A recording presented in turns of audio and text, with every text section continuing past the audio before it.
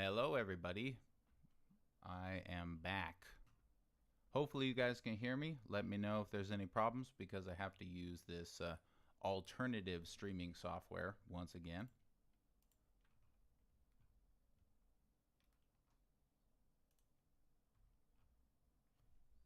There seems to be some delay. I am seeing your chat messages. People are asking about my cat. Very important questions. Hello from Indonesia. Okay. Oh, people are saying hello. It works. Okay, so hello from Shanghai. This is the first video I'm doing from Shanghai. Some people thought that the video I did for my Epic China series was done with a new magical team here in Shanghai, but that's not the case. It was still all me, and I do those episodes very far in advance. And I'm going to show you today a little bit of how I research Epic China and other videos and how much work it takes to do these things. Oh, turn it up. Okay. Turn it up. Hello, hello, hello, hello. Is this better? Better still? I'm just turning it all the way up at this point. Let me turn this thing. Hello. All right, that should be better. Sorry, Black Bell, the volume should be much better now. Ernie, it's fixed. There's quite some delay on here.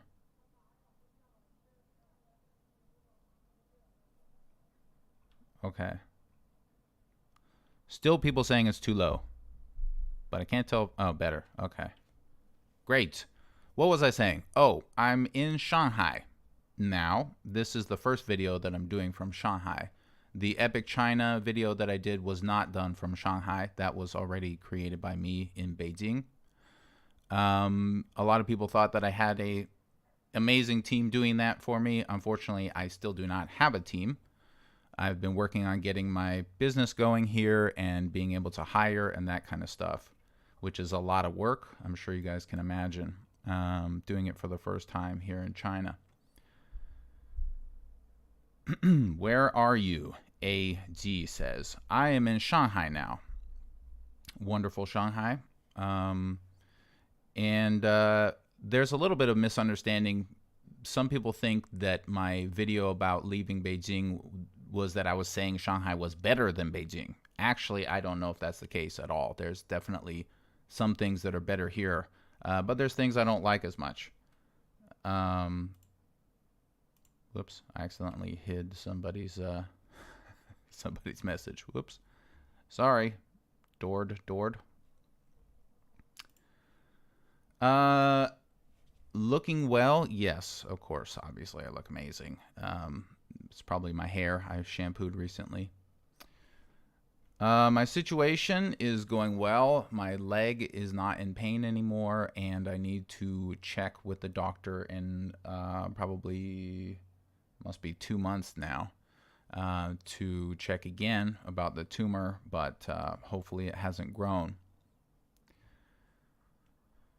So, what do I want to talk about today? I have a little list with me. I wanted to give you guys just a quick update on Shanghai, and then I also wanted to talk about the hiring situation. A lot of people have sent me emails and are probably smashing their keyboards, wondering why they haven't received a reply, so I'm going to address that. And I'm also going to talk a little bit about how I research stuff and give you guys a little bit of insight because I don't think a lot of people really can sort of picture what it is that I do to create, especially Epic China videos, but also COVID videos and anything that requires a lot of research. And then I also wanted to quickly talk about something I noticed yesterday about a CGTN video. One of my supporters in my WeChat group sent me a video, and I thought it was pretty interesting. CGTN got accused of being anti-Semitic and took a video down, basically. And I want to kind of go over it. It's very quick. So the update on Shanghai is I now live here. The weather is very different and weird here. It's raining all the time, and then it's hot as hell, and then it's cold and windy. I've only been here like a couple weeks, and it's already all these things. So it's very different. There's a lot more English here. The people are quite a bit different than Beijing. There's pluses and minuses to all of it. And just like there's pluses and minuses to having cats, one of the minuses is you get fur all over you. So you're constantly doing live streams with fur all over your chest because you forget to roll your chest with one of those little sticky things. And you look like you're wearing a fur coat half the time. So Shanghai's a bit like that. There's good, there's bad. Personally, if it was just up to me and I didn't have to deal with trying to find English speakers, I would probably just live in some remote mountain somewhere, you know, near Dujiangyan, just living off of hot pot all day. But I do need to kind of face the realities of finding a team and everything that entails. My Chinese is probably better than you guys think, but it's not good enough really for me to comfortably be communicating professionally with people all day long every day. I love China from India. Underground Leaks 101. Hello. Hello, India. I look good now. Damn right. Damn right. If I miss a super chat, by the way, please just somebody tell me, because it's quite hard for me to concentrate and look at the chat, and the way this thing works is not very convenient, honestly. Hodgepung, one of my great supporters, says, be prepared for a very humid and rainy Shanghai soon. Yes, I agree. And one of the things is the other day I was outside at night and I was like sweating. I was basically like a boiled egg. And I was telling people, man, it's really hot and muggy down here, humid. And people said, oh, dude, it's only May. Just wait. It's going to get way worse. So we'll see how I get on with that. Another Indian. Hello. Sun Tan says, I shaved my head just because I'm a fan of you, Nathan. Is that creepy? No. We could form a cool egg gang. But honestly, I think you're kind of fooling yourself. Probably the reason you shaved your head is, you know, same reason I did. But I appreciate it. So Shanghai is crazy. The language is different, you know, than Beijing. A lot of Shanghai Hua here, Shanghai dialect. But it's cool. I think Chinese people think of Shanghai in one way, but I don't think it's exactly that way. You know, Shanghai people get accused of like kissing butt to foreigners and everything. I don't really see that in the way that they think it is. I think they get that idea because the menus are all in English and a lot of people speak English, and there's more of a foreign service industry here. That's correct. But the average person, to me, seems to have basically the same type of attitude as they do in Beijing towards foreigners. I think that that's a little bit of a misconception, but that's not super interesting. So I'm in Shanghai. I have started a company. It is now officially done. I am beginning the process of posting ads for hiring. And I'm aware that some of you guys messaged me and emailed me. So I want to kind of go over that now. I got something like 150 emails from viewers who wanted to help out in any way that they could. Now, the people that emailed me, I had to break them out into sections, categories. Some of those people were in Shanghai. It was about 60 or something. And some of the people were not in Shanghai. And some of the people I couldn't really tell where they were because they didn't say. And of those people, some wanted to help me with editing, and some wanted to just help me with research or whatever. There's many different types of emails, I'm sure you can imagine. So I have emailed back 10 people in Shanghai, and of those 10, only 3 have gotten back to me, 2 of which I've met with. And so that's the current status. If you're in Shanghai and you emailed me, check your email. And this is going to sound, you know, not great, but please don't ask me to add your WeChat, because I mean, hundreds of people are asking me to add their WeChat. I can't do it. So, but I will generally meet up with you in Shanghai if I feel like you're qualified and interesting. I've already met up with people. I do want to hire. This is real. This is a real job, by the way. So if you're Chinese and you're looking for the official employment status with your benefits and all that kind of stuff, you will get that. If you're a foreigner, you will be able to get a work visa, all that kind of stuff. I don't really have a preference, just as long as you can speak English, get stuff done, and have the qualifications. I'm not willing to hire someone who's not qualified, especially for editing, because the goal of this hire is to reduce my time spent, not to train somebody, because that's a lot of time. Of course, I can help you with the more advanced edits, as I've taught myself how to do this over these last few years. So I have some proficiency, especially with Premiere and a little bit with DaVinci Resolve, which I don't use much, but it's a good program. And some other things like that, Photoshop and other tools that I use. But generally speaking, when it comes to editor, you have to be a good editor already. I'm not really interested in somebody who has some practice with editing. It doesn't help me much. So the positions that I'm really in need of are someone who can get stuff done, like a producer or somebody who, I don't want to say assistant, but kind of like a higher level assistant, somebody who can really get everything done. Like if I say, hey, I need to talk to, these companies and get this idea from them about, making t-shirts or whatever it is that I want to get involved with, or, hey, help me go through these candidates and interview them and get the first round done, whatever it is. This is a very small company, obviously, so most of the jobs are going to be your job plus a bunch of other stuff. So that's one position that's going to be very hard for me to fill, because you need to speak English well enough to really get what I'm saying, but you need to have that independent, hard charger, can get it done attitude. So that's one position. When I have that position filled, things like emailing me about helping and all that kind of stuff will be much smoother to deal with. When people message me about, for example, wanting to help me with research or wanting to help me in this way or that way, some miscellaneous assistance, like somebody messaged me saying they want to translate my videos into Korean, etc., it's actually more work for me to set you up to do that than it is to, than I can handle. So I need help with that. So that's the first position that I'm actively hiring. So if you know someone who is physically located in Shanghai already, who speaks good English and has the type of attitude that they don't need everything spelled out for them exactly of what to do, they can get stuff done and they can really be a hard charger. In the post-production industry, this would be somebody like a production assistant or even a producer. There's other names for this type of position in other industries, but that's the one I'm most familiar with. Is there a position for bringing coffee and tea? Well, I hate to tell you, buddy, but I already have 2 coffees with me. One from the imperialist UK and one from a former job. One is decaf and one is calf, so I just go back and forth. Why don't I mix them and just have a half calf? Nobody knows.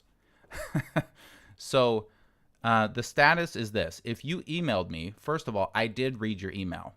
I don't have time to respond to hundreds of emails right now, unfortunately, as I'm still moving and setting everything up, my business, all this stuff. But if you live in Shanghai, I may be getting back to you over the next few weeks. But preferably I will hire somebody through an employment hiring type of site, or really get somebody who's well qualified. Okay, so that should really kind of give you the basic idea. I'm trying to hire someone that's a producer essentially, and somebody that's an editor. Now beyond that, once I have this producer really dialed in and is really, getting stuff done, and I'm able to start covering my current bases and maybe even starting to expand a bit into the areas that I have planned, because I have a lot planned. Then what I want to do is be able to start to corral people who are interested in helping in smaller ways, maybe in their part-time or just here and there, because there's a lot of stuff that people can do. But from my point of view, again, it's a lot of overhead work to get you set up to give me a little bit of help. And so it would be a lot better if I have somebody to corral a bunch of people who might be interested and kind of do a crowdsourced help. There's certain things that I can do with that. If you are a Python programmer with knowledge of URL-lib and beautiful soup, and you know what these words mean, LXML, and you know HTML parsing, you know what mechanize is, you know about scraping, you know about automation in particular, not necessarily the object-oriented side of things, but how to automate and get stuff done, there may be ways that you can help as well, because I currently write all my scripts for scraping and pulling things off of the internet that I need, images, videos, all kinds of stuff, documents. So what is the music that Nathan Rich uses in his intro in live stream clips? Was there music? That's the sound of my voice, my friend. So that's the deal with hiring. It's painstaking. It's I have very specific needs, so it's a little bit weird and a little bit harder to find, but I do have some optimism there. All right. Scrapey is okay. You need to kind of write your own stuff, not just Scrapey. Scrapey might work, but there's times when you got to use, you know, you got to use Chrome and you got to use Gecko driver, that kind of stuff to bypass CAPTCHAs and stuff. Not that I would do that, because that's probably against somebody's morality, but because this is not a commercial endeavor, at least at this point, there's not really a big problem with using whatever we can use to get images and those types of things. So speaking of which, I want to kind of introduce you guys a little bit to what is involved with making an Epic China episode. And it's not just about Epic China, so if you find history boring, don't worry. This will be just as exciting or boring as it otherwise would have been. So let me switch you guys over to... Oh boy, I haven't added the scene on this stupid thing yet. Let me add a scene here. So I'm going to try to figure out how to do this while I'm talking to you guys, because I'm using software that I don't normally use. So if I disappear here, just bear with me. Display capture, add a, create new. Let's do display 2. I believe that's okay. So you should see a thing, and then let's add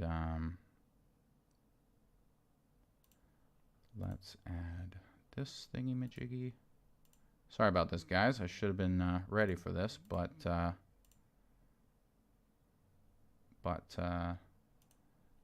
unfortunately, the software I normally use was not working well. So let's, oh no, sorry, this is wrong. Almost done, guys, sorry. This is not what I want. Remove this.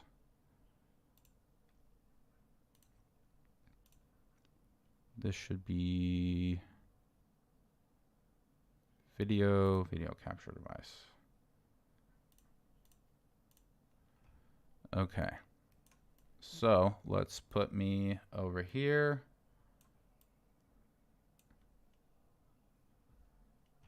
And is that right? Something like that. Generally something about there. All right. Location of my company, Shanghai. Basically Shanghai. I hope that this position is good. I have to be a little bit careful because I have to add the subtitles. All right, good enough. Good enough for now. All right, so let me kind of introduce you to what it is that I have to do to make an Epic China episode. Or rather, I should say, what it is that I make myself do. So, we've got this directory here, I call it Civil War. We've got a old Google Doc I can show you guys. This is how I originally started this process back in 2019.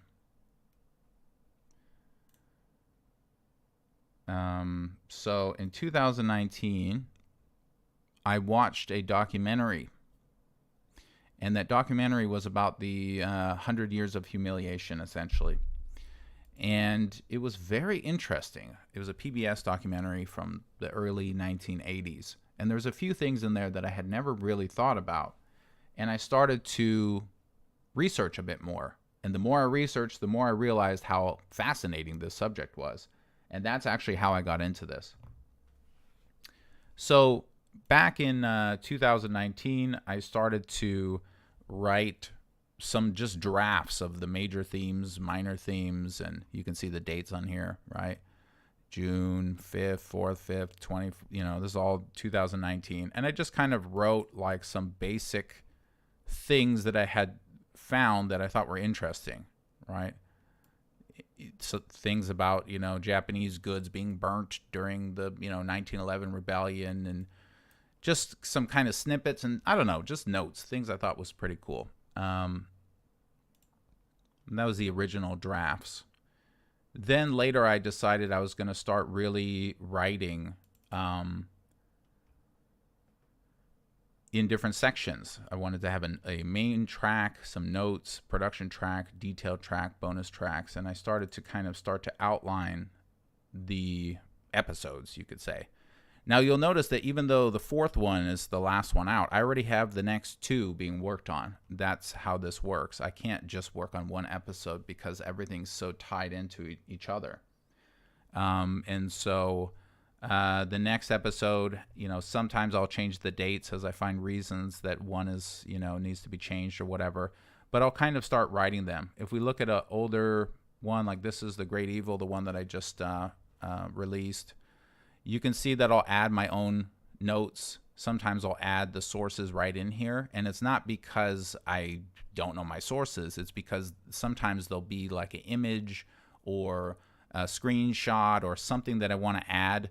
Like this opium sales already on the rise for decades began to skyrocket further around 1819. This is from a screenshot that I took from a book made by Cambridge University. So I'll add that in there just so that I know to add that into the video, something that I think is very important to show on the screen.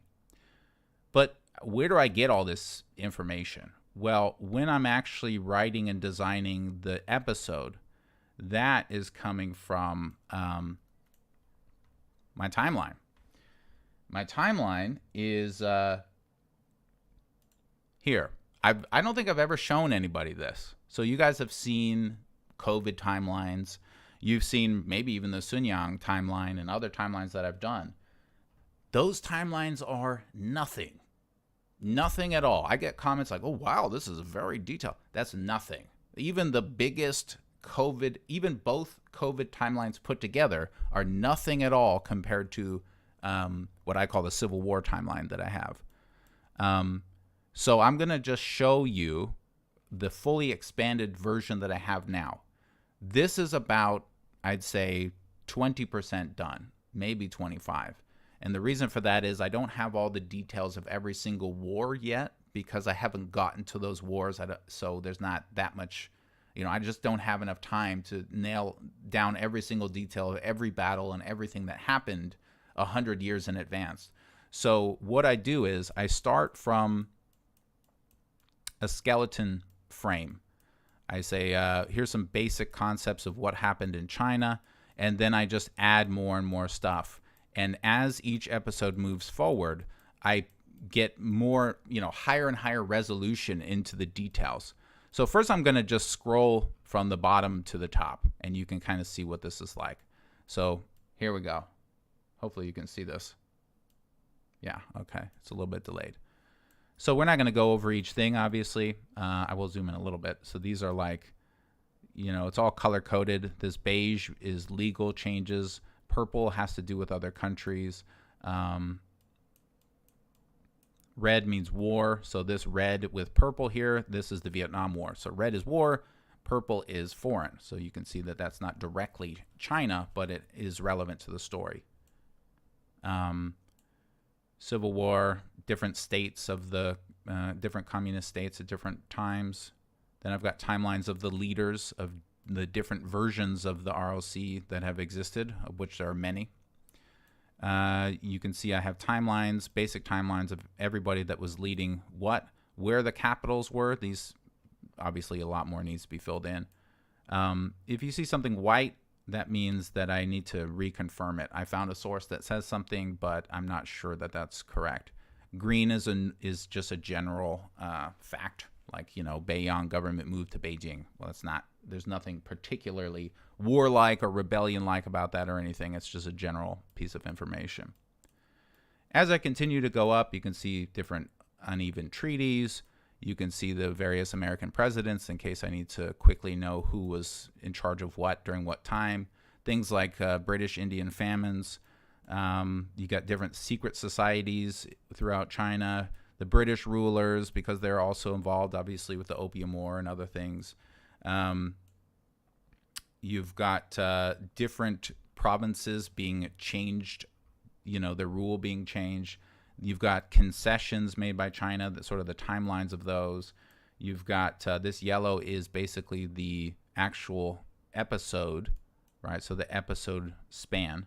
You can see that the first one was very, very long, 10,000 years or so, then 200, then 100, then 45-ish. These get updated, obviously, as I go and change things around. Various leadership, rulers of different dynasties and stuff. And this is just the bottom half. This is not even the main part. This is just a little bit. We've got some famines. So if I click a famine, for example, you can see this will be a screenshot from a particular book. This one looks like it will be from a famine-related book. So if I want to find this, then I can just search my computer. Usually what I'll do is, well, I'll get to my sources in a minute, but a lot of these have many sources. Blue is news reports. Then we've got famine and pestilence is this overall group. So we've got natural pestilence. Now, obviously, there was pestilence before this, but I don't really track it all throughout the Ming Dynasty and everything. It's not really beneficial to me. So then we've got sort of a timeline of Christianity, and you can see here by what I mean when I say this not even close to being done, because you've got the Taiping Rebellion here, and there's really nothing. It's just a list of battles, right? So obviously that's going to be totally fleshed out. Korean War, World War I, Edgar Snow timeline, very small for him.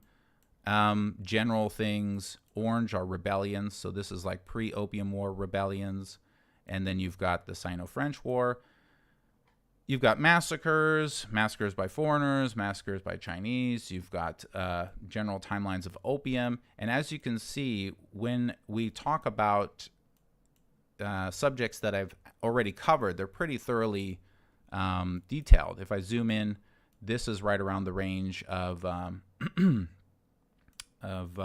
episode 4. So I've got all these edicts against opium and the sources that I, have found those at, and various things. It's very thoroughly fleshed out. Often I'll even put things in here that I don't end up talking about because the episodes are too long. But I'm very, very detailed. Believe me, there's way more. We haven't even gotten started yet. This is still nothing. Then we've got the Opium Wars, a crackdown on opium, which is slightly different than the buildup of opium, obviously. So I've got those separated out. This is all involving the opium trade. I've got different graphs. This is the ratio of silver tail to copper pieces. Then we've got rebellions. So this is the post-Opium War rebellions. Oops, I left this collapsed. Okay, so we've got various rebellions. If any particular incident here happened that I want to expand on, I'll expand to those as I get to the next few episodes. We've got the Boxer Rebellion incidents. Black, in these cases, are massacres or things that are considered to be massacres or things that resulted in a lot of death. This enormous thing is socialism, the buildup of socialism in China. Various magazines, people involved, things that most people have never even heard of. A lot of stuff happened in China that represented the buildup of socialist ideas. We've got this is one example of a timeline of a person. So this is Sun Yat-sen's timeline from when he was born to when he passed away and beyond, because I put his wife and his son within his group because essentially they were well known because of him, right? And most of the stuff that he that they're involved with are sort of descendant of him, right? So within his timeline, I've got his writings and speeches, which of course I will add, more as I get there. And everywhere he's ever been, exactly where he was, when did he go to Malaysia, when was he in Japan, and then what was he doing there, and what uprisings was he involved with, and this is when his brother died, and just everything that I need to know so that I can understand the psychology of this person if I need to write about that. Now, honestly, a lot of this stuff I may not use, right? I mean, does it really matter when his brother died? Don't know. We'll see what opens up as we get closer to talking about him. Then we have fascism in China, which is a very underdeveloped subject because people don't want you to know about it. But I have way more sources and information on this than probably you guys can imagine. I have a lot of sources about this, including the U.S. state, including the precursor to the CIA called the OSS. Everything that they said about fascism in China, led by Chiang Kai-shek, including all their little secret societies and the massacres that they had, and other really, really big bombshells that I'm going to be dropping that is really going to piss a lot of people off. But sorry, about those facts. And so then we've got, Chiang Kai-shek. Obviously, I've got about 1,000 different newspapers calling him a dictator from all over the world. None of my sources, by the way, almost none of my sources are primarily Chinese. In other words, like this, this thing that's calling Chiang Kai-shek a dictator and comparing him to Hitler and Mussolini. Well, who's that? Is that the big bad state media? Oh, it's an Australian newspaper. Okay, New York Times. I'm using very standard sources for the Western consumption, for the Western mind. I think it's very important that Westerners who think about China get their information and see their information in a way that's normal to them. I don't think that telling them, well, a Chinese guy over here in a culture that you don't understand, he said something, so you should believe it. I don't think that's very effective. So I try really hard to stick to English sources that other people can check out. It also helps to destroy people's misconceptions when they want to be angry at you for saying something. So then they go check your source, and then they find out it's exactly what you just said. That really brings down their confidence. And if there's one thing that we know about people who hate China, who have likely never even been here and don't know almost anything about it, one thing that we do know about them is they're very confident.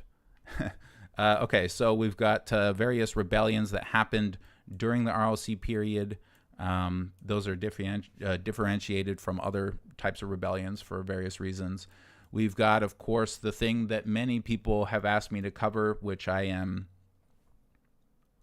don't want to sound, conceited or anything, but bordering on an expert in, which is war crimes by Japan during the conflict with China, as well as Russia, by the way. Including, by the way, what you guys call Unit 731, which is actually just one little line on this enormous, very well-sourced thing that I've got. All of this is part of a greater group, which is should be called Japanese conflict or something. Yeah, Japanese conflict. So then I've got that broken up into various provinces, different war crimes and bombings and battles and reports and other information. Guangxi. Some of the provinces were different back then. Some of them were the same, but the Romanization was different. And so we have to, try to remember that, okay, Honan, that's Henan, not Hunan, like this type of thing. So I may put little notes for the difference in romanization. On and on and on. This is all just a huge, huge timeline. Whoops, don't zoom out. Then we've got, of course, the civil war that happened between the communists and the fascists, and then we've got the United Fronts and encirclement campaigns, which are obviously not totally filled in. We've got all this stuff, all the thousands and thousands and thousands and thousands and thousands of people that Chiang Kai-shek beheaded in the streets and murdered in cold blood, as newspapers were calling him moderate and that kind of stuff. Obviously, a lot about Manchuria, Manchukuo, Dongbei, right? A lot of stuff here. This is Civil War Phase 2. And I'm also very careful not to just say what happened, but I really want to know what people thought about what was happening as well. What did the West think? Like, what did the CIA think? What did Britain think? What did the people in China? How do they feel about things? What did the propaganda say? This is all very interesting to me. And then we've got World War II, which is a very small section. Now, a lot of people think that I would say almost everyone in the world thinks that that the China-Japan conflict is part of World War II. In an earlier video, I said it wasn't, and I got some discontent from that. But let me tell you this. I will make the point very clear in Epic China, but basically the point is this. It happened before anybody had considered a world war was happening, right? Their motivations for Japanese military and the Japanese imperialists had nothing at all to do with a world war at all. It was just a war against China. And so to later, 10, 15, 20 years later say, oh, that was all part of World War II, to me really diminishes the severity of what we in the West call the Pacific conflict in general, which was sort of the Pacific War is like a combination of World War II and the Sino-Japanese Second War. To me, these are totally different subjects because the motivations, the timelines, everything is very different. So anyway, World War II, from my point of view, is things that I don't consider to be directly part of the Sino-Japanese war that still involves Japan and China and that kind of stuff. So if I zoom out, you can start to see that this thing is a absolute monster. It is just huge. I can never really share this with anybody because it's just so ginormous. You can never, ever get through it. It's just a monster. And it grows all the time. Anytime that I'm reading a book or a newspaper article or anything, and I find a new fact that I think is interesting, I'll add it to this timeline. Oh, I forgot that's just that time period. I still have all the more modern things, and it just goes on and on and on. This ends somewhere around 1980. I'm not exactly sure when Epic China will end or how long that would take, but I just want you guys to understand that before I actually do an episode, I'm looking through this crazy, amazing timeline that I have painstakingly built. Okay.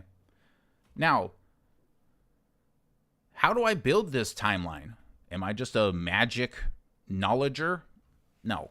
Am I skimming Wikipedia like 90% of the so-called YouTube documentaries out there are doing? No. Okay. I have used Wikipedia before. If it's something very, very unimportant and basic, for example, when did, Jimmy Carter become the president? Oh, sure, I'll just use Wikipedia. I don't care, right? But Wikipedia is very, very, very misleading in many of these areas, and it's extremely politicized. If you look up, for example, the white terror in mainland China, they just removed that and they redirect it now to the Shanghai massacre. And that's just such a ridiculous thing to do, because the white terror was years and years and years of very well widely reported incidents of mass murder all across China, carried out primarily against communists, actually. And so this is the type of thing where they don't have this standard of being apolitical that they maybe once did. So that's another reason. Another reason is that they just simply don't have many of the facts at all. I'd say about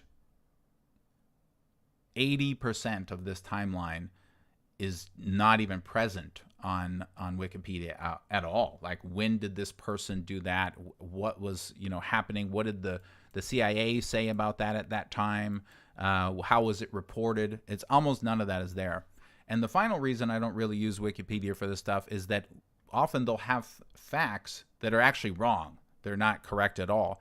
And how do I know that they're wrong? Because I can find many instances where on Wikipedia it will say, this happened at this date. Okay, well, let's just say 1835. It happened January 1st, 1835. And then I will be literally reading a book from 1834, published in 1834, and that book will say that it happened in whatever, October. So I know for a fact that the people who wrote that book weren't psychics and accidentally messed up 3 months early, right? This type of thing where it's just totally irrefutably incorrect facts. So it's very, very unreliable. I don't recommend it. So where do I get all this information from?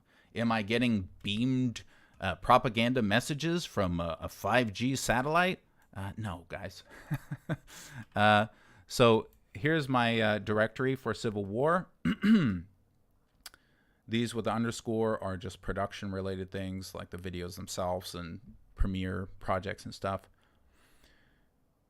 Let's just start from the beginning. I've got audio. Okay, so audio, this was just mainly for effects, music, this type of stuff. Some of it is more useful, some of it will be included, especially later on, but there's not a lot of audio clips from the 1800s, obviously. Flags, these were made by me. What I did is I downloaded flags from various time periods, and then I used, most of these are SVGs. Most of these I got from actually Wikipedia, but a lot of them I couldn't find in Wikipedia, so I had to find them somewhere else. And then I applied basically an overlay that would change them to look more, gritty and dirty and everything.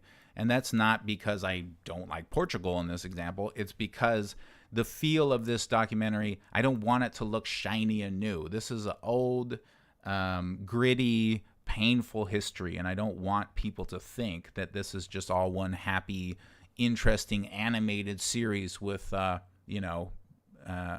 fun learning experience. I want it to be a serious learning experience, because this is a serious subject to me.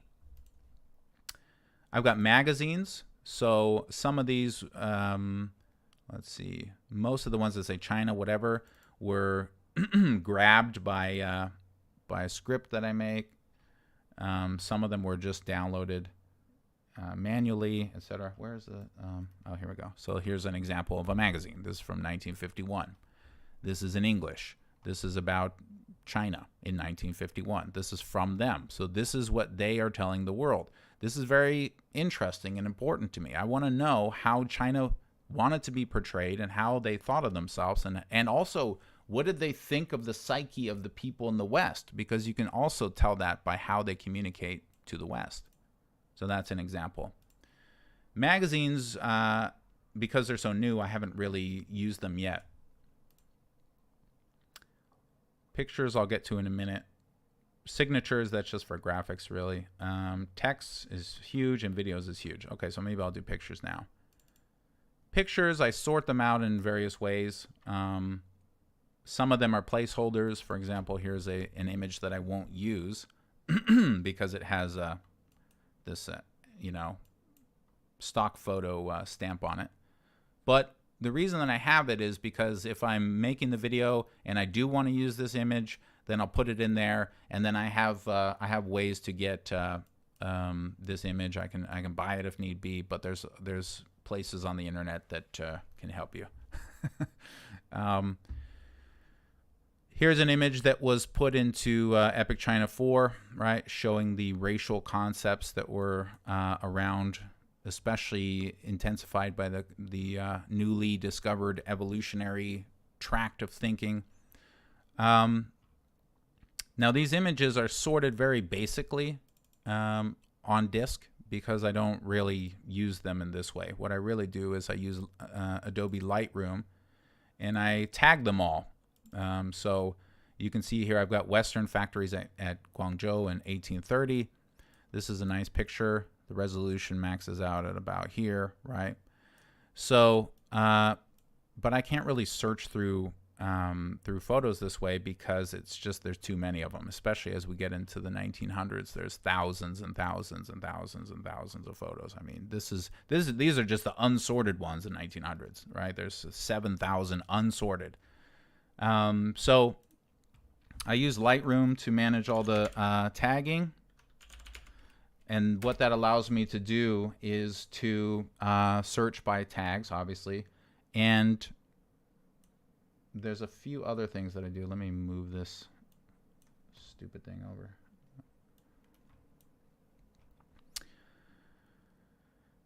So on the right here, you've got tags. These are various tags that I have added. Then you can also see some of these have red backgrounds. That means that I used them in an episode. So that tells me, you know, I don't want to keep using the same images again and again. I find that annoying. So that helps me avoid that.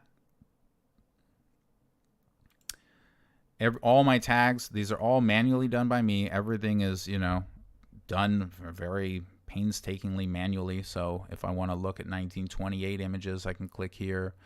So this is May 3rd, 1928, when the Japanese were decapitating and brutally murdering Chinese people.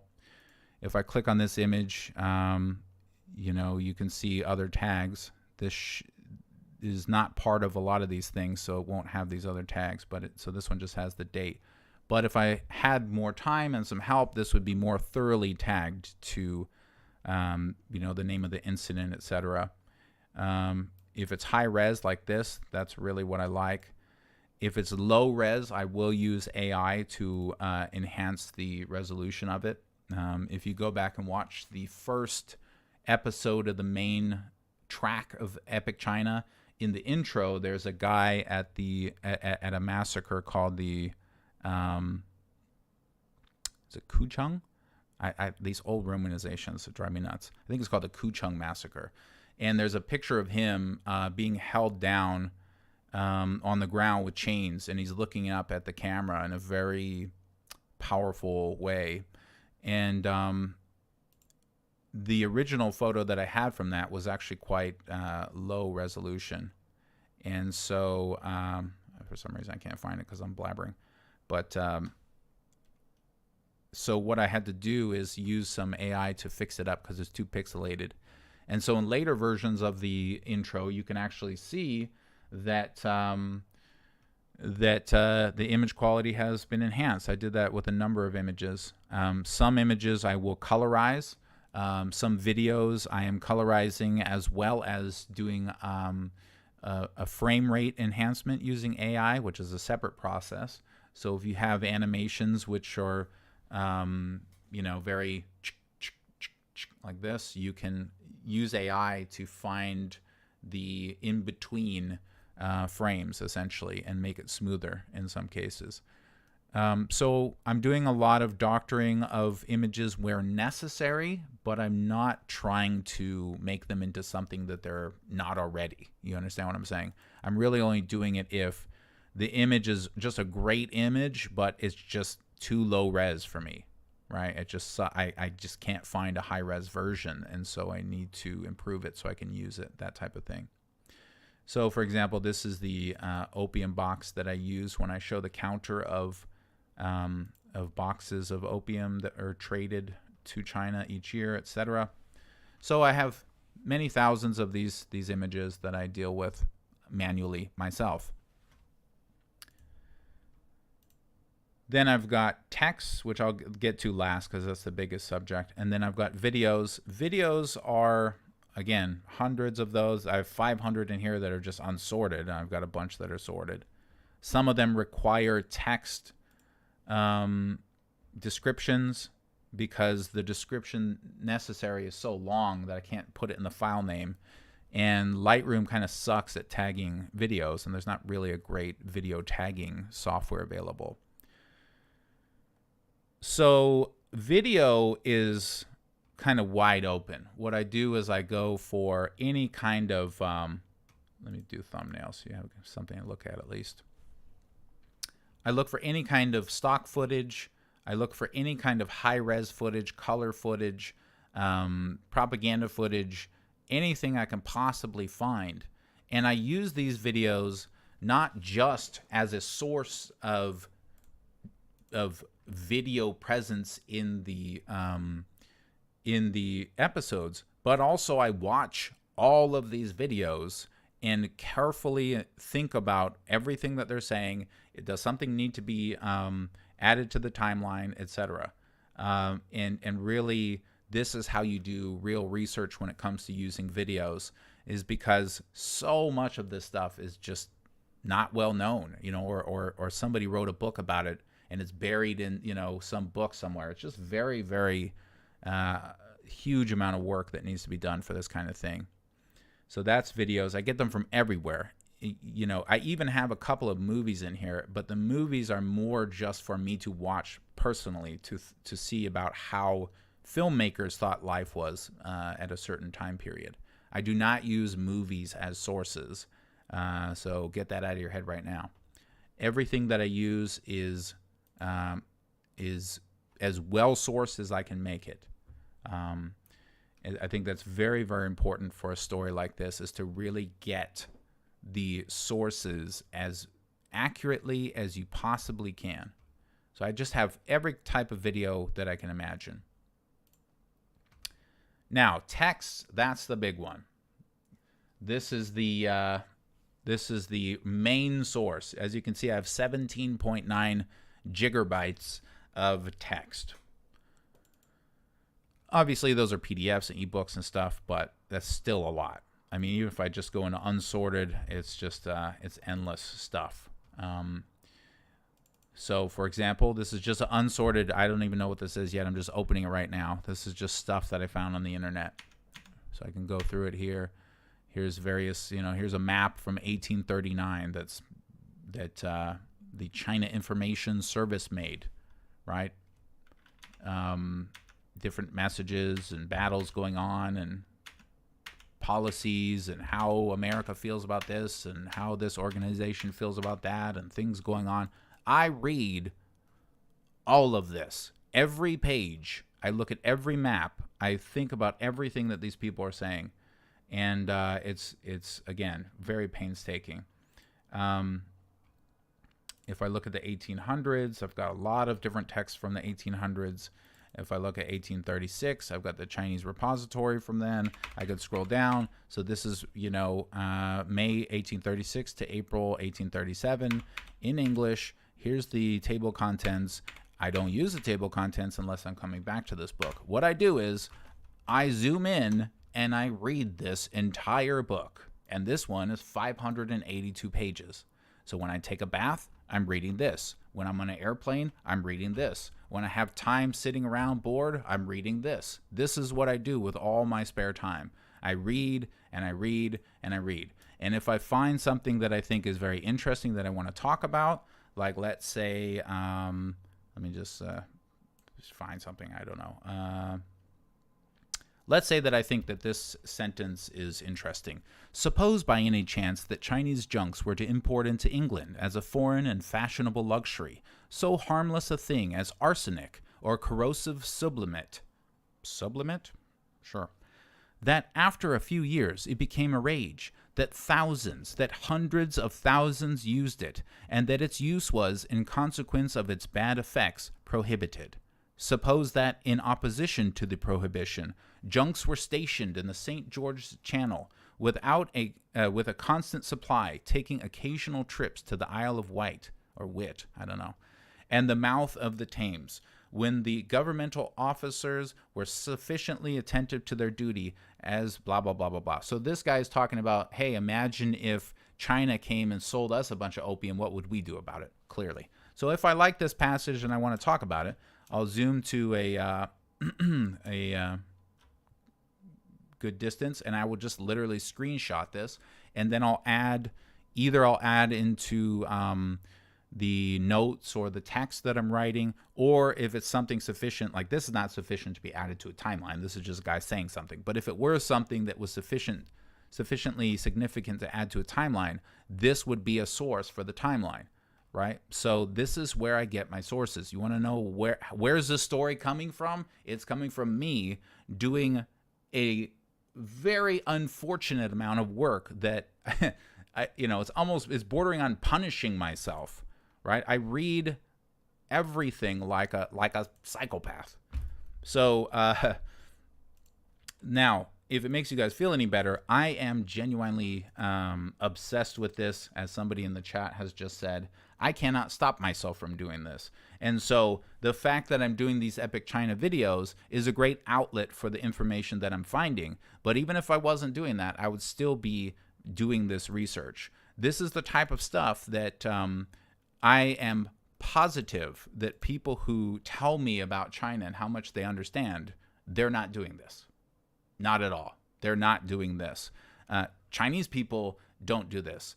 Chinese historians do this, but an average person doesn't do this. Now, Chinese people know obviously way more about their history than the average Westerner, but even they don't know, probably half of the stuff that I find in these very, very intricately expressed books and accounts from back then.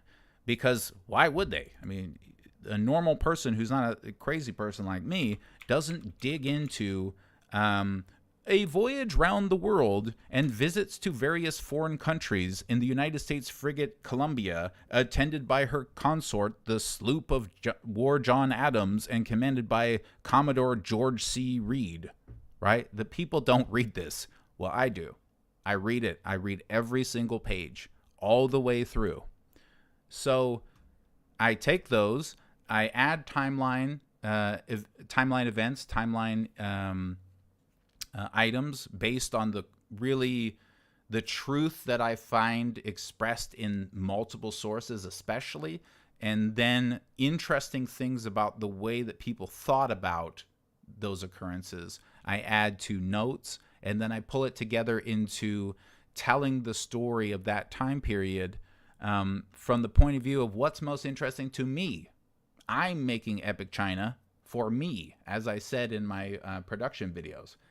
I'm glad you guys like them too, but I do it for me, honestly. And so I'm talking about what I think is interesting. And it happens to be that most of that stuff almost nobody knows about because it's just so obscure, and there may even be political reasons to try to obfuscate those things, etc. When it comes to the 1900s, everything explodes, and I have just so many sources that I run into this problem now where literally I do not have enough time as a human to get through them all. And so I need to make some decisions about how that's done. And that's where potentially some researchers could come in. But I'm really averse to the idea of having people do research for me. I would much rather have people assist me in research. Now, what does that mean? Well, for example, if I find a book that has a table of natural disasters of the last 50 years, right? Well, what I have to do now is I have to sit there and go through every single one, find the cause, get a source link for it, essentially, make a title for it, put the date range, add them as timeline items. Well, anyone could do that, right? Somebody could help me do that. So that's something for the future. Is there more I want to talk about with this project? Oh, of course. Then once I've done all that and recorded everything, then I need to go and find pictures, snippets from the text, videos, which will be coming later when video is invented in our timeline, and edit it all together. I also need to add sound effects and some general effects with the images and everything in the video, so there's not exceptionally boring watching it, that kind of thing. But I just wanted you guys to understand what it is that it means for me to make an episode of Epic China and why it takes a very long time. And it's also because it's not just that I'm working on one episode. I have to work on 2 to 3 episodes at a time so I can understand what's going to be happening, so I know what to talk about now, because that's going to affect something down the line. You understand what I'm saying? Sometimes when you look back in history, I would say almost all the time when you look back in history, what they think is significant is not even, it doesn't matter. And then they may casually mention something, and then that's the big thing that happens, in the next year that they didn't realize. So you actually have to really, look ahead. So I'm always working on multiple episodes at the same time. That's also why it's a lot of work. So somebody here said, Library Genesis rocks. Yes, it does, but I don't condone that type of talk. I have hundreds of books, so many books that it's overwhelming. But even though I have all of these texts and sources, occasionally what happens is I'll find somebody in a scientific journal or a book or something, and they'll use a reference, and I'll try to find that original source. And that original source is very hard to find, or it's very obscure, or it's expensive, or it costs money, or whatever it is. I'll add it to a wish list. So I even have wish lists of other things that I have yet to get, and I will get those as the story gets closer to those dates. Okay, so now you understand how deranged I am, that I actually do all this research myself. And I look at every photo and I try to really confirm, because the other thing that people don't understand is if you're looking at a website and it's telling you that this photo is of this event at that date, that doesn't mean that that's the truth. It actually doesn't. There's many times where you find an image and they say that it's this incident at that time, and then later you will actually find out that that's not really what it is. And so you have to be totally obsessive about this, because the thing that you don't want to do is all this research and then come up with something as a fact, and then later it turns out you're wrong. Or a smaller, more embarrassing thing is to show the wrong photo or something like that. It's really something you don't want to do. So I try to avoid that. Also, I do not use other people's documentaries as sources, because they're very, very bad. Very horrible. I've seen so many documentaries on this stuff on YouTube, on many different platforms, and they're just very, very, very bad, unfortunately.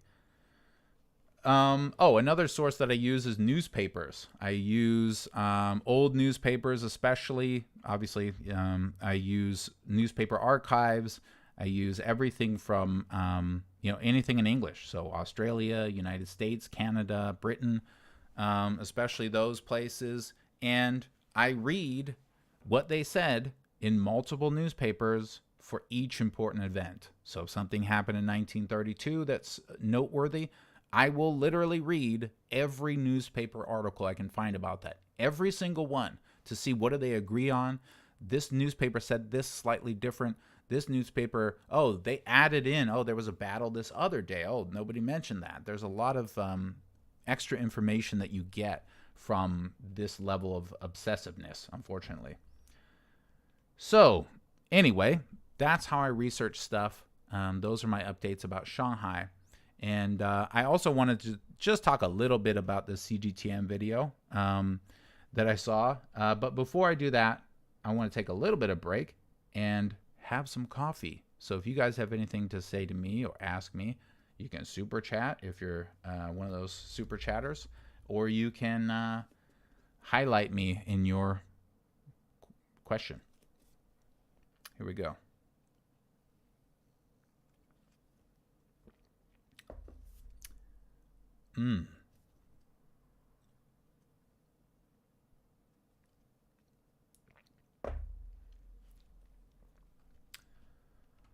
Well, because of the delay, I have to just sit here and wait for me to have said that. Yes. Kovefe. Classic. Did somebody else super chat me? Oh, sorry. I only noticed that one. Let me... Oh, gosh. I don't know how to do this stupid thing. If you super chatted me and I did not say anything, I am very sorry. If you comment now, and even if you're lying, say that you super chatted, I will assume that you did. Will you do any offline event in Shanghai? I'm offline all the time, man. I practically never on this thing. I know people think of me for some reason as a YouTuber, but I really don't, you know, I'm more like a obsessive historian than anything else, to be honest with you. Oh, right. I was going to do Jew stuff. Thank you, Uncle Thomas. What do you think of Israel? It is a country. That much I'm sure we can all agree on, because it has de jure sovereignty according to the modern laws of how countries are recognized. So Jew stuff. For those of you who come to my channel and try to tell me about these conspiracies about Jews, I have some really scary news for you. I'm half Jew. That's right. Me, your wonderful Brad Pitt stand-in, Nathan Rich, is half Ashkenazi Jew. And the other half of me is essentially random European things. So, when you come to me with all this, like, the Jews are responsible for that, and they all have this secret society, and they're doing this or that, I don't know what you're talking about. Maybe I'm not full enough to be part of that, but all the Jews that I've met don't have any of that going on. I think the only real level of truth to this type of thing is that religious Jews, people who believe in Judaism, which is different than being a racial Jew, I guess you could call it, they're in a religion, right? And religious people tend to stick together in the presence of non-religious people. And so when you look at especially religions that have been, let's say, disadvantaged or persecuted, they tend to stick together. So there's some, you know, loose logic to the concept that, like, oh, maybe there have been Jews that have stuck together and gone into enterprises together. Sure. But as an actual half Jew, I have literally no knowledge or experience or even hints that any coordinated effort by any Jews, specifically because they're Jews, has ever happened by way of trying to control people. And it doesn't seem very likely to me, to be honest with you. I think this is very conspiratorial. I just wonder, how do you find books when you can't get books on Library? You wrote Genius. Library Genius? Well, you can find books on Archive. You can also find books by buying them. You can, but mostly it's Archive or Library Genesis, etc. So this whole Jew thing, I mean, maybe I can show you guys a picture of me as a child, and you can see. Yes, thank you for the super chat. I did hear that CGTN had reported that. I mean, look, it's a mistake apparently. So netizens, as you guys like to be called or call others, netizens very often react or overreact to this type of thing. To me, I mean, look, places make mistakes. All right, what am I doing? Okay, so, oh, here we go. Now I can actually move this to the right spot. Sort of. There we go. All right, so CGTN also got into a little bit of hot water, I guess you could say, when they had this video where they they were essentially called anti-Semitic. I don't know if you guys have seen this. Let's take a look. Where's the damn...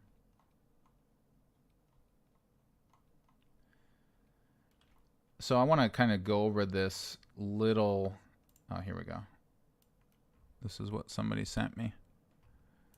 Apparently this video was taken down because of this tweet. If I can figure out how to squeeze it over here. There we go. So Israel and China says, we are disappointed to see these types of messages and urge CGTN to take down this insulting video that spreads lies and racism. We believe that anybody expressing such ideas should be ashamed to do so. Racism. So I watched this video. It's very short. There's really only one part of this that they could be talking about, I believe. So this dude is talking about basically, hey, what's the deal with, you know, U.S. Israel, essentially. And he says, here it is. You can see that part, 18 Jews.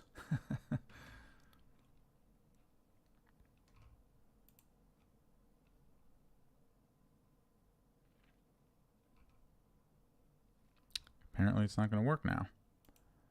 Great. Well, I'm glad I had this ready to go. Well, this segment's going to be pretty short, which is good because I'm kind of tired. But basically, this CGTN guy puts out some statistics about Jews and sort of says, is it possible that they've been lobbying for this support,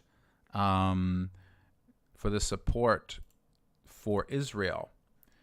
And I think the reason that CGTN took this down is more that they're not exactly sure.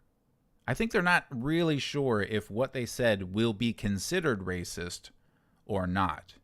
I don't think that they feel like they are being racist. Here we go. But I think that they're not sure about the perception of this. Why? So here's another thing. Since I'm using this desktop audio. Okay. I believe that this, you should be able to hear this. Has every U.S. president from Richard Nixon to Joe Biden called Israel America's closest friend? The official rhetoric is about shared values. They say Israelis have looked to the U.S. for not this part. Diplomatic support. Americans, in return, appreciate Israel for following Western-style democracy. Well, is it really that simple and pure? Some people believe that U.S. pro-Israel policy is traceable to the influence. Okay, this is where the alleged racism begins.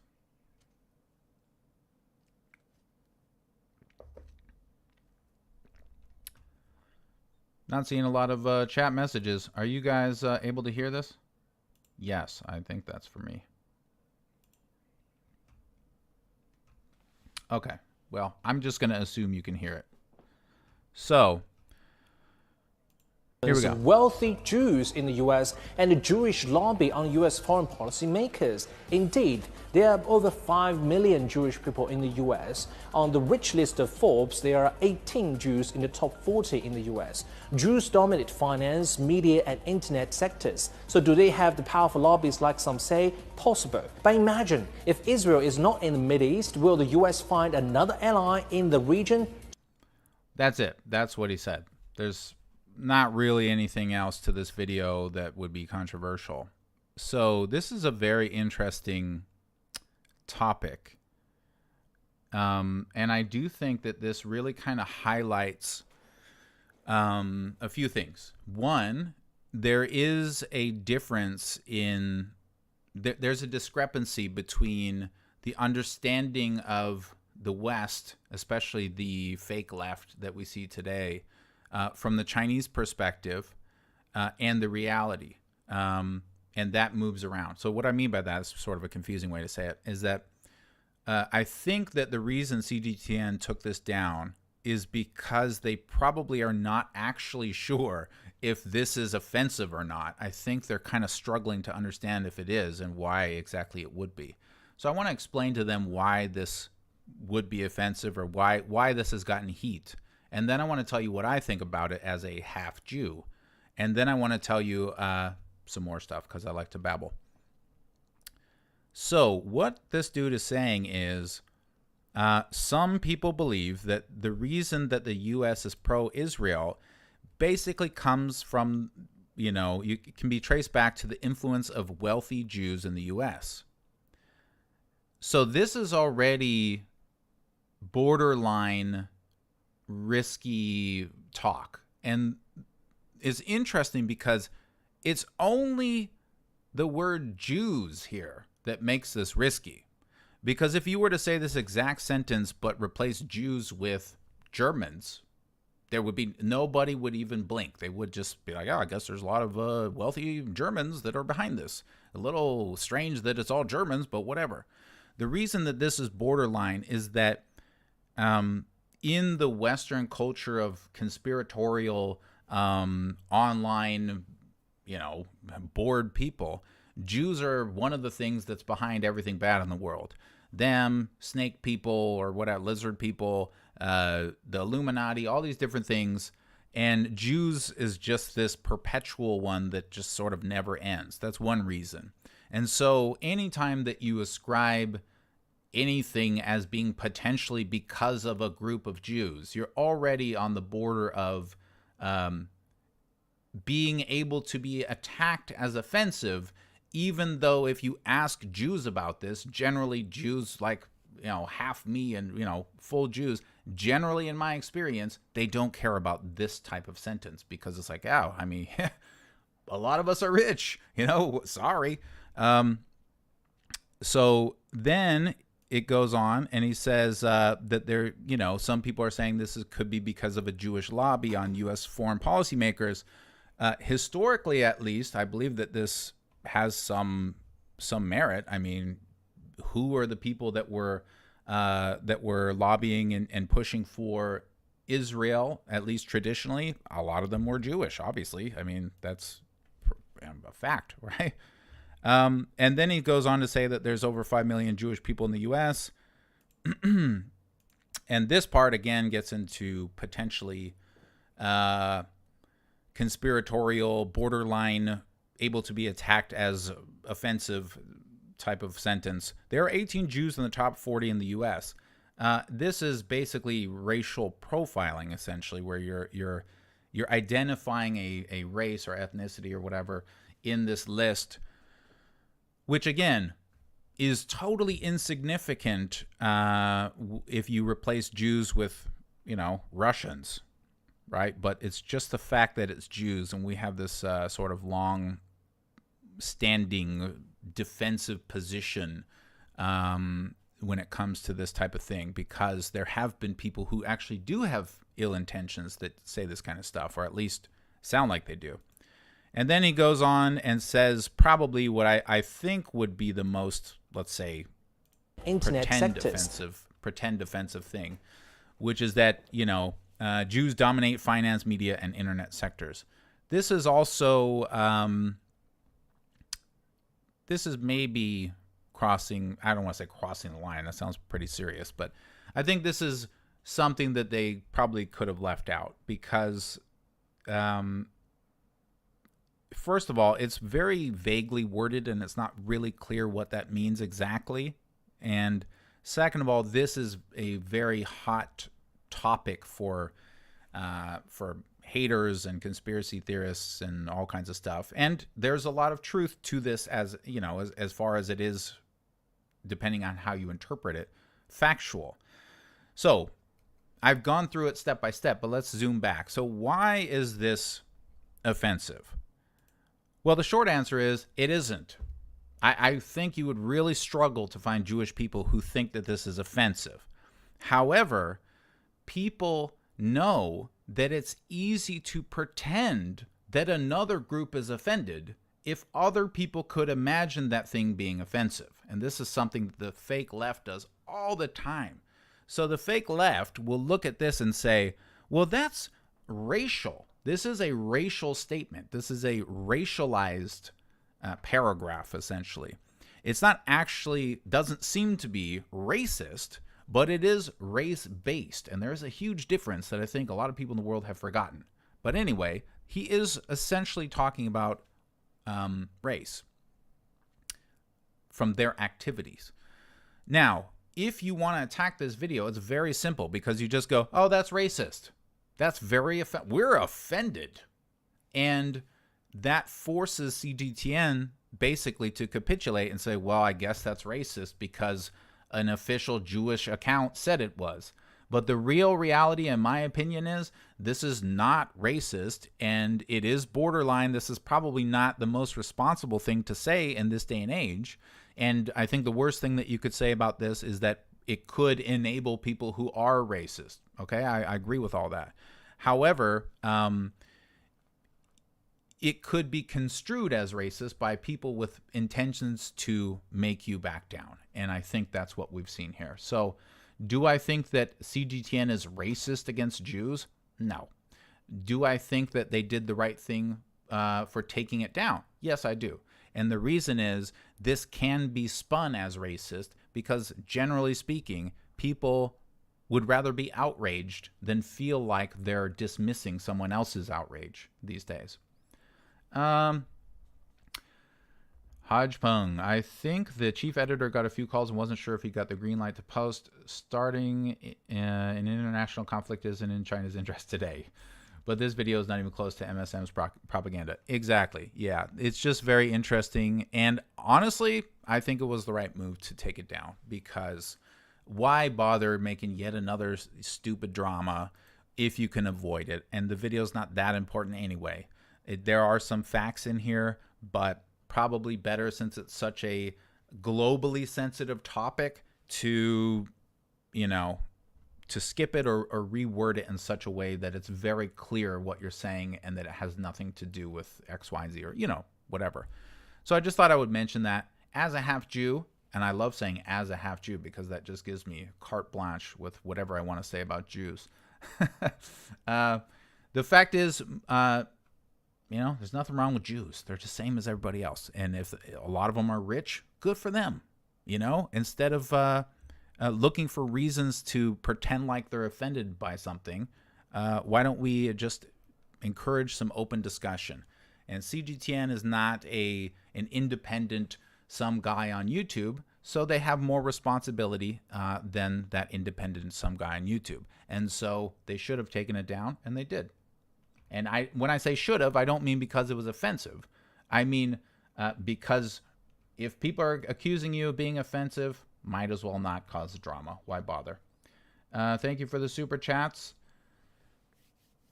That's pretty much all I wanted to talk about today. Didn't have too much. Just an update on Shanghai. I am hiring. If you are in Shanghai and you emailed me, check your email. Please do not ask me to add your WeChat at this point. And when I meet you, please don't say, where do you live?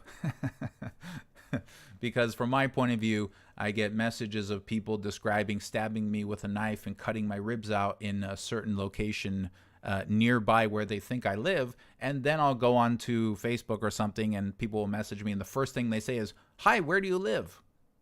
So,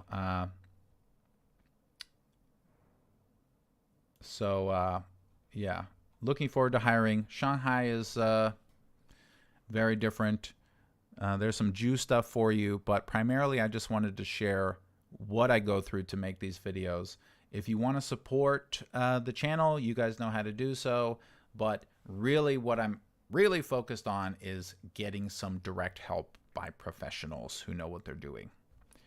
All right, so if you guys have anything else for me, now is the time to super chat. Otherwise, I shall disappear and get back to reading books about the Taiping Rebellion and everything else. Good morning, Nathan. Please don't stop. Love from Switzerland. Oh, why am I bringing this over here? Smart. Now you guys can see it. No! On which side of the river do I live then? I live in the river on a boat. Do I have a WeChat or Alipay? I have a public WeChat account. You can find it on my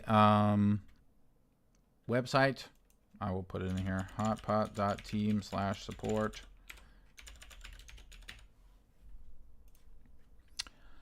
And guess that's it. Will you consider meet up with other YouTuber? I don't know. Do they have anything useful to say, or is it just travel vlogging and, you know, regurgitating the same stuff that I already said 6 months ago? For Nathan and others interested, is there a Shanghai? Oh, there's a Shanghai Jewish refugee memorial. Lots of history there. Yes, that I'm aware of. There's a lot of cool stuff about Jews in China. I actually have some stuff on that in my Civil War directory somewhere. I think I have it in text. Let me see if I can find some cool stuff. People mean 1900s. It's very unsorted, but I do have some interesting Jew documents from Shanghai, pictures and that kind of stuff. Pretty cool. Publish your punk songs. Uh-oh. You guys don't want to hear that. I had hair back then. That's how long ago it was. Any chance to ask you out for a coffee? You just have. You just have asked me out for a coffee. Sure. Yeah, I'll go to coffee with you. Are you in Shanghai? Or, I mean, do I have to fly somewhere for this coffee? But, yeah, if you want to go to coffee, I'll go to coffee with you at some point. So just email me, nathan@nathanrich.online. But no promises that it's anytime soon because I'm very busy. All right, guys. Well, cheers. I've not gone anywhere, just Shanghai. Bye, everybody. I'm leaving.